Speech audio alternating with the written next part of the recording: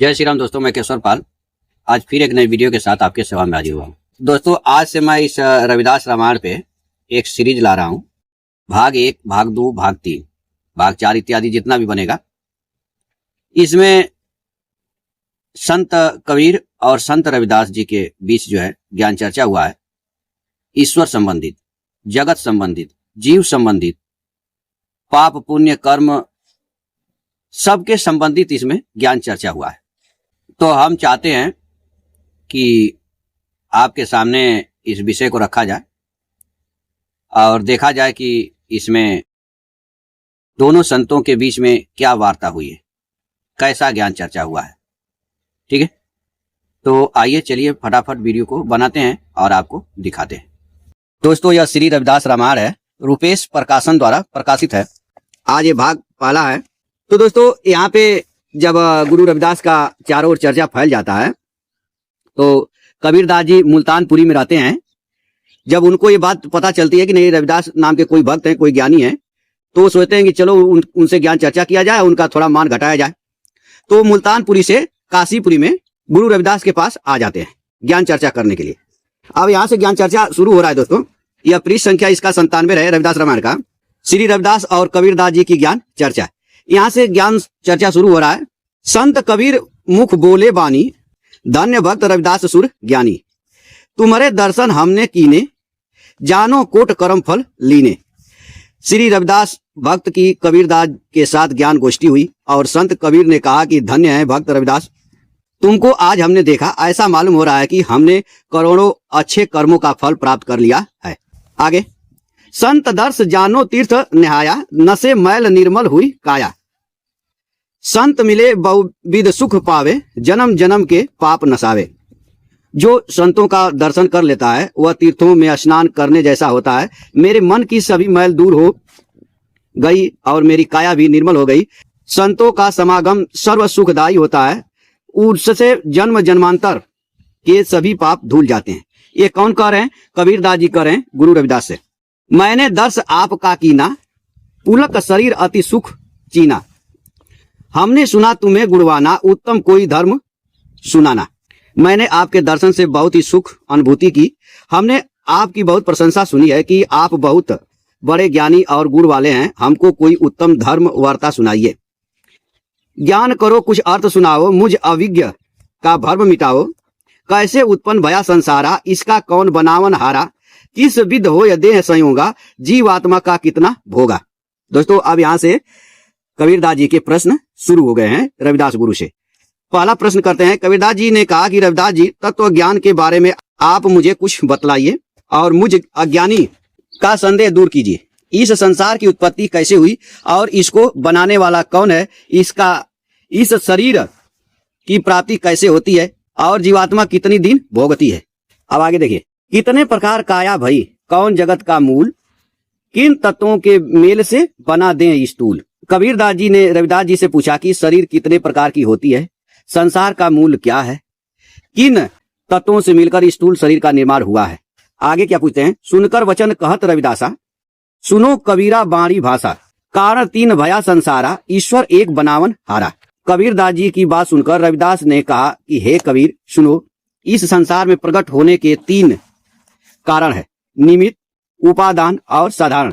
इसको बनाने वाला एकमात्र ईश्वर है। ईश्वर कितने हैं? एक। और यही जो हम डेली रामपाल जी के ऊपर वीडियो डालते थे, तो रामपाल जी के ईश्वर कितने हैं? 3। एक को 21 ब्रह्मांड, एक को 7 ब्रह्मांड और एक को असंख्य ब्रह्मांड दे देते हैं। ठीक है, लेकिन यहाँ पे देखिए कि इन दोनों संतों के बीच ज्ञान चर्चा हो रहा है। तो इसमें रविदास गुरु क्या कर रहे हैं कि ईश्वर एक है। पंचभूत मिल देह संसारा, बिछड़त भूत पुनः होत वियोग। जीव आत्मा को अल्पज्ञ मानो, कर्म भोग परतंत्र जानो। यानी रविदास ने कहा यह शरीर 5 तत्वों से मिलकर बनी है, जिसका बनना बिगड़ना इसका धर्म है। जीवात्मा सूक्ष्म शरीर और यह अल्पज्ञ है, यह कर्मों का भोग भोगने का पराधीन हो जाता है। 3 प्रकार के देहगत माना, स्थूल सूक्ष्म कारण जाना। विश्व में जननी रूप अपारा, नाना रंग भेद संसारा। इस शरीर की 3 गति है जो स्थूल सूक्ष्म और कारण कहलाती है और कारण बतलाई गई है। इस विश्व जननी का रूप अपार है। यह संसार विचित्र रंग भेदों से नाना भांति की दिखाई देता है। मनुष्य देह मिले भक्ति हेतु, माया में बंद बने अचेतु। चर और अचर जितना संसारा, सबका एक ईश्वर आधारा। ठीक है, यहाँ भी क्या है, ईश्वर एक है। मनुष्य की यह शरीर भक्ति करने के लिए ईश्वर से मिली है, लेकिन मोह माया के जाल में फंसा प्राणी इसे भूल जाता है। यह जड़ चेतन चर अचर जो संसार में दिखाई दे रहा है, उन सभी का एक ही ईश्वरी आधार है। ब्रह्म वेद सत्य बतलावे, जीव अल्प कुछ अर्थ न पावे। अभेद भावना सब घट जानी, कहत सुनत हरि भक्ति त्यागी। बाढ़त हलाहल अंग भुजंग, विष न तजत चंदन सतसंग। वेद भी ब्रह्म को ही सत्य बताते हैं, जीव अल्पज्ञ है और इसके अर्थ के भेद नहीं पकड़ पाता। इस अभेद की भावना तभी से हृदय में व्याप्त है, कहते सुनते वे भी भगवत भक्ति को त्यागते हैं। इस शरीर में सर्प के समान विष भरा हुआ है, जैसे चंदन के साथ रहने पर भी सर्प अपना विष नहीं छोड़ता है और चंदन भी अपनी शीतलता को नहीं छोड़ता है। विषय वासना में मिले न हरि का पार, जैसे कपि कलंदर बस बना रहे लाचार। प्राणी की भावनाएं विषय वासनाओं से भरी हुई है, उसको न तो भगवान की भक्ति मिलती है और न उसको ईश्वर के दर्शन ही होते हैं। जैसे बंदर कालिंदर गिर पर बसकर भी लाचारी भोगता है। फिर के बुझत संत कबीरा, उत्तर देव मत बांधो धीरा। प्रश्न का मोह अर्थ बताओ, मुझ सठ का तुम भ्रम मिटाओ। पानी पवन नहीं असमाना, तब ये हंस कहाँ समाना। अब यहाँ पे फिर दोबारा कबीरदास जी प्रश्न कर रहे हैं। संत कबीर पुनः पूछते हुए कहते हैं कि मेरे प्रश्नों का उत्तर दो और मुझ में धैर्य जगाओ। मुझ मूर्ख का भ्रम मेरे प्रश्नों का उत्तर देकर दूर करो। जब आसमान में पानी और पवन नहीं रहते हैं तो यह जीव कहाँ रहता है। ठीक है, यानी दोस्तों यह संसार नहीं रहता है तो जीव कहाँ रहता है। अब ये प्रश्न कबीरदास जी गुरु रविदास से कर रहे हैं। निर्गुण पांच तत्व नहीं काया, तब वह ब्रह्म कहाँ ठहराया। चंद्र भानु तारे गणनाई, जब यह जीव बसे कहाँ जाई। निर्गुण पांच तत्वों की काया नहीं है तो यह ब्रह्म कहाँ पर है। चंद्रमा सूरज और तारे नहीं होते हैं तो यह जीव कहाँ पर स्थिर होता है। ये प्रश्न कौन कर रहे हैं, कबीरदास जी कर रहे हैं रविदास गुरु से। वेद किताब न पंडित काजी, जस ये भक्ति कहाँ विराजी। ज्ञान न ध्यान पुण्य न पापा, जीव जपत पुनः किसका जापा। धर्म की किताब नहीं थी तब कोई पंडित ही था, न कोई काजी था, तो यह भक्ति कहाँ पर थी। न कोई ज्ञान था, न ही ध्यान, न पुण्य न पाप, तब यह जीव किसका जाप करता था। बहुत ऊंची बात पूछी जा रही है दोस्तों। ठीक है, जब कुछ भी नहीं था तो उस समय यह जीव था कि नहीं था। यह प्रश्न, जब कुछ भी नहीं था तो यह जीव किसकी भक्ति करता था, अब यह प्रश्न कर दिया गया। और वह ब्रह्म परमात्मा के बारे में बताया गया कि वो कबीरदास जी पूछ रहे हैं कि वो परमात्मा कहाँ रहता है जब कुछ भी नहीं था। तो आगे देखिए क्या पूछ रहे हैं कि स्वर्ग नरक करणी नहीं कर्मा, विद्या अविद्या न अधर्म धर्मा। जब ये हंस कहाँ ठहराई, भक्त देव सब अर्थ बतलाई। स्वर्ग नरक की करनी नहीं थी, न ही कोई कर्म था, न विद्या अविद्या थी, न ही धर्म और अधर्म ही था। तब ये हंस किसके आधार पर टिका था। भगत रविदास आप हमको अर्थ सहित उत्तर देकर समझाइए। महाप्रलय जग प्रलय नाही, जब ये जीव कहाँ ठहराई। ये सब उत्तर हमें सुनाओ, तो तुम भगत चतुर कहलाओ। महाप्रलय और जगत प्रलय में ये जीव कहाँ पर था, सबका उत्तर देकर हमें समझाइए, तभी तुम चतुर भक्त कहलाओगे। गुण इंद्रिय खष्ट दर्शना, नहीं 44 वंश। आत्म तत्व काया नहीं, कहाँ ठहराया हंस।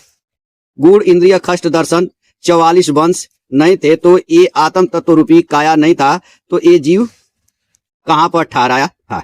अर्थ सुनाऊं तुम्हें कबीरा, ज्ञान सुनो मन बांधो धीरा। जगत उमर एक कल्प ठहराई, कल्प भोग प्रलय हो जाई। इस पर भक्त रविदास जी बोले कि हे कबीर, मैं तुमको इन सभी का जवाब दे रहा हूं, मन लगाकर सुनिए। यह जगत एक कल्प तक रहता है, कल्प पूरा होने पर प्रलय हो जाता है। ठीक है, जैसे हमारे पुराणों में भी आता है दोस्तों कि ब्रह्मा जी का एक दिन बराबर एक कल्प होता है और उस एक कल्प में दिन में वो सृष्टि रचना करते हैं और रात में प्रलय कर देते हैं। फिर दूसरा दिन में दूसरा कल्प हो जाता है। तो वही कल्प की बात यहाँ पे गुरु रविदास बता रहे हैं। तत्व वियोग प्रलय गत पाता, आमयम लय हो जाता। ईश्वरानंद ब्रह्म है भाई, सत्यलोक में रहत समाई। संपूर्ण तत्व उस प्रलय में समावेश कर जाते हैं या आत्म तत्व पवन में प्रवेश कर जाता है। ईश्वर की आनंद दशा का नाम ही ब्रह्म है।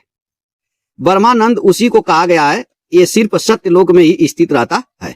यानी यहाँ पे क्या कर रहे हैं, संपूर्ण तत्व उस प्रलय में समावेश कर जाते हैं या आत्म तत्व पवन में प्रवेश कर जाता है और ईश्वर ईश्वर की आनंद दशा का नाम ही ब्रह्म है, ब्रह्मानंद उसी को कहा गया है। ये सिर्फ सत्यलोक में ही स्थित रहता है। तो दोस्तों हमारे पुराणों में भी आता है कि जब सृष्टि का महाप्रलय होता है तो ये स्वयं सब ब्रह्मा जी में ही समाहित हो जाते हैं, और फिर ब्रह्मा जी का जब दिन होता है तो स्वयं वो सबका सृष्टि कर देते हैं। वही चीज यहाँ सत्यलोक में कौन रहते हैं? ब्रह्मा जी। जीव ब्रह्म नहीं हो तो विनाशा, ना कभी प्रकृति का होत नासा। देखिए, ब्रह्म आत्मा प्रकृति अनादि नाश कहे सोई मूर्ख वादी। ठीक है, क्या कह रहे हैं कि जीव और ब्रह्म का विनाश नहीं होता है। ब्रह्म माने परमात्मा, जीव माने उसका अंश, इसका विनाश नहीं होता है, ना ही प्रकृति का कभी नाश होता है। ठीक है, जैसे देवी भागवत में भी पढ़ेंगे, प्रकृति और पुरुष दोनों अनादि हैं। गीता में भी आया है प्रकृति और पुरुष दोनों अनादि हैं। ब्रह्म आत्मा और प्रकृति अनादि है, इसका नाश जो माने वह मूर्ख है। ठीक है, यानी ये दोनों अनादि हैं दोस्तों, इसका कोई ना आदि है ना कोई अंत है, और जो इसको मानता है उसको कह रहे हैं कि मूर्ख है। चंद्र सूर्य प्रकृति प्रवेशा, सत्व आकृति रहत हमेशा। हंस शब्द खग पंछी समाना, एक कपोल कल्पित कर माना। इन कल्पित ए हंस नवीना, शास्त्र नीति सत्कार न कीना। कोई कोई हंस प्राण को माने, तदति काया करके जाने। चंद्रमा सूरज जब प्रकृति में प्रवेश करते हैं तब आकृति मात्र रहती है। हंस शब्द और पक्षी एक समान होते हैं। कोई कोई आत्मा को ही हंस कहते हैं। यह हंस कल्पना की देन है, शास्त्र इसे स्वीकार नहीं करते, कोई तो इसे काया रूप में मानते हैं। ठीक है, वेद सदा और नित्य है, वेद सदा और नित्य है, सत्य शब्द भंडार, प्रलय में स्वयं रहे अविनाशी आधार। वेद सदैव नित्य है, सत्य रूप है, शब्दों का भंडार है, यह प्रलय में भी नष्ट नहीं होता है, इसका आधार अविनाशी है। यानी यह वेद जो है परमात्मा इसका आधार है, कभी नाश नहीं होता है। प्रलय काल ईश्वर आधारा, समिष्ट रूप रहत संसारा। जाति वर्ण कोई रूप न रेखा, अगम निगम कोई भिन्न लेखा। प्रलयकालीन अवस्था में ईश्वर ही आधार है। उस वक्त यह संपूर्ण संसार समिष्ट रूप में व्यवस्थित रहता है। उस समय इसकी न कोई जाति होती है और न कोई रूप ही होता है, और न ही कोई रेखा होती है। अगम निगम का उल्लेख कोई अलग तौर पर नहीं है। रहत अधरगत अजर स्वरूपा, कोई आकृति भिन्न न रूपा। ब्रह्मलोक का गहत किनारा, बचत रहित कर्म से न्यारा। यह अजर अमर स्वरूप है, इसकी कोई आकृति न भिन्न है न रूप है, सिर्फ ब्रह्मलोक का ही भ्रमण करता है, वाणी रहित होकर कर्म से मुक्त रहता है। समस्त रूप प्रलय कहलावे, चिन्ह भिन्न व्यष्टि हो जावे। इसको समझे सत्य सुजाना, जिसने सत्य वेद मत जाना। व्योमगति यम जीव समाना, शून्य में प्रभंजन अस्थाना। इसका समिष्ट रूप ही प्रलय है, इसमें भिन्न यानी विपरीत होने पर ही इसका रूप व्यशिष्ट कहलाता है। इसे संत सुजान ज्ञानवान ही समझ सकते हैं। जिसने इस सत्य ज्ञान वेद के मत को जान लिया है वह आकाश स्थित वायु के समान जीव हो जाता है। शून्य अवस्था में पवन में ही इसका स्थान है। पवन आकाश कभी नहीं नासा, प्रलय काल अटल प्रकाशा। ईश्वर नियम है अगम अपारा, मूर्ख कौन है मेंटल हारा। पवन और आकाश का कभी विनाश नहीं होता है। ये प्रलय काल में भी अटल रूप में प्रकाशित रहते हैं। यह ईश्वर का अगम अपार नियम है, इसको कौन बदलने वाला है। चेतन जीव सदा अविनाशी, ब्रह्मानंद कर भोग विलासी। प्रलय समय समाप्त हुई, कारण योग भयागत सोई। अनंत ईश्वर नियम अपारा, पुनि पुनि उत्पत्त होए संसारा। चेतन जीव सदैव अविनाशी है, वह ब्रह्मानंद का भोग विलासी है। जब प्रलय काल पूरा हो जाता है तब कारण के योग से पुनः संचालन होता है। अनंत पार ब्रह्म ईश्वर का यही अपरंपार नियम है। यह संसार इस प्रकार बार बार उत्पन्न होता है। आगे कहते हैं, अनादि से महतत्व है, महतत्व से ओमकार। पंचभूत संयोग से उत्पत्त भया संसार। अनादि तत्व से महत्व है, सो ओमकार की उत्पत्ति है। इससे 5 तत्व प्रकट हुए, उन 5 तत्वों से बना हुआ यह संसार है। मन चित्त बुद्ध चौथा अहंकारा, आतुषा कारण समझो चारा। नभ से पवन, पवन से अग्नि, अग्नि से उदक पृथ्वी भरानी। मन चित्त बुद्धि चौथा अहंकार, इन चारों को इसका कारण बतलाया गया है। आकाश से वायु, वायु से अग्नि, और अग्नि से जल, जल से पृथ्वी भारी है, जल से पृथ्वी भारी है। इन 5 का होत संयोगा, चेतन भवर भोग का भोगा। जैसे भृंग मकरंद स्नेही, तत्व, भोग, रस, आत्म, वेदी। इन पांचों तत्वों का आपस में संबंध है। चेतन भ्रमर जीव इसका भोग भोगने आता है। जैसे भंवरा पुष्प की सुगंध को चाहता है, उसी प्रकार तत्व, भोग, रस, आत्म देह को प्राप्त होता है। वर्तुलाकार प्रकृति नाना, ईश्वर शक्ति सर्व समाना। महादाकाश माया प्रमाणी, उत्पत होत जगत चारों खानी। नाना प्रकार की प्रकृति की गोलाई, ईश्वर की शक्ति सभी समान माने गए हैं। महाआकाश माया माना है, संसार इससे उत्पन्न होता है। पूर्व कर्म भोग संसारा, जीव कर्म फल भोगन हारा। जन्म मरण माया 84, ए गल पड़ी जीव के फांसी। मरकट प्रवश आप बंधाना, ऐसे विषय में जीव भुलाना। पूर्व जन्मों के कर्मानुसार इस संसार का भोग जीव कर्म फल के अनुसार भोगता है। जीव इस मायामय में जन्म मरण के चक्कर लगाता है। यह 84 लाख जीव के गले में फांसी के समान मानी गई है। बंदर की भांति जीव विषयों से बधा हुआ अपने को भूल जाता है। बीड़नाद बस होत भुजंगा, शब्द हेतु चित रात चंगा। ऐसे ही आत्म विशेखा भोगी, रहत कलेश में चातुर रोगी। जैसे बीन की आवाज के वशीभूत सर्प अपने को सुखी मानता है, इसी प्रकार यह आत्मा विषय भोग में लिप्त दुखी रहते हैं। जहां संयोग तहां भोग है, जहां भोग तहां रोग, जहां रोग तहां काल है, काल ही मृत्यु वियोग। ये देखिए काल के बारे में भी यहाँ बात आया है। जहां संयोग है वहीं भोग है, जहां भोग है वहीं रोग है, और जहां रोग है वहां पर ही काल है, मृत्यु है। काल ही मृत्यु है जो इससे वियोग करा के अलग कराती है। ठीक है, आज दोस्तों इतना ही हम पढ़ेंगे।